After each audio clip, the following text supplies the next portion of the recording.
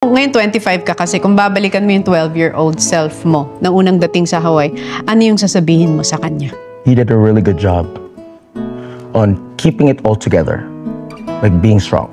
I am where I am now because of that kid. Ito pala ang mga naranasan ni Finest China noong pumunta siya sa Hawaii. Nabunyag na ni Finest China ang mga dahilan at ang mga pinagdaanan niya noong 12 years old siya. Si Finest China, isang content creator at dating kilala bilang Cassandra Choi sa Instagram. Nitong nakaraan sa interview sa Tony Talk ay naging emosyonal sa pagbubunyag ng mga mapanganib na yugto ng kanyang buhay. Mula sa isang nakakatakot at mapang-abusong kabataan hanggang sa pagkamit ng tagumpay sa social media. Ang TikTok star ay nakakuha ng 51.8 million na mga likes at 2.6 million na mga followers na mas lalo pang dumadami sa kasalukuyan na nagpapangyari sa kanyang bilang isa sa kilalang mga influencer. Ipinanganak siya sa Tarlac, dito sa Pilipinas. Lumipat si Finest China sa Hawaii noong siya ay 12 taong gulang kasama ang kanyang ina at stepfather na naghahanap ng mas magandang buhay at kinabukasan. Gulat siya kung bakit siya napunta doon. Kakaunti lang ang mga nalalaman niya. Ang paglipat na ito ay nagbunyag sa kanya ng isang taon ng marahas at mapanganib na karanasan. Madalas bugbugin ng kanyang nanay ng stepfather niya.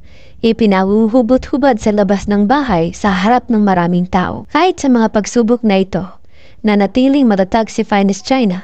Ginagamit ang paaralan bilang paraan upang makatakas sa malupit na katotohanan sa tahanan. Ang pagbabago ay dumating nang biglang umalis ang kanyang stepfather na iniwan ng isang liham ng paghingi ng tawad. Doon na nagsimula ang pagiging malaya ng pakiramdam. Bagaman, nangangahulugang ito rin ang kawalan ng katatagan sa pinansyal.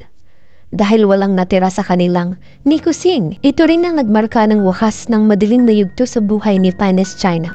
Nagtrabaho siya sa iba't ibang mga trabaho kasama ang pagiging isang litratista at sa iba't ibang mga sikat na brand tulad ng Zara, Tory Burch at maraming pang iba. Nagkaroon ng hindi inaasahang pagbabago nang subukan niyang pasukin ng social media.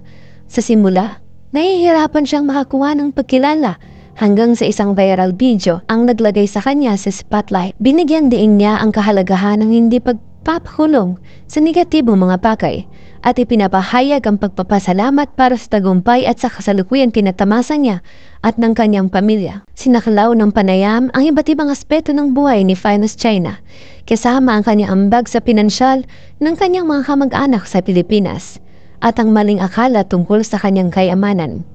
Tinanggal ni Finest China ang idea ng pagiging labis na mayaman na nag-uugnay sa kanyang tagumpay sa matinding pagpupunyaki kasama ang kanyang ina at stepfather. Binanggit din niya tungkol sa mga basher na kanyang nagiging katuwaan at mas nakikilala patuloy niya at nagkakaroon pa siya ng kasikatan.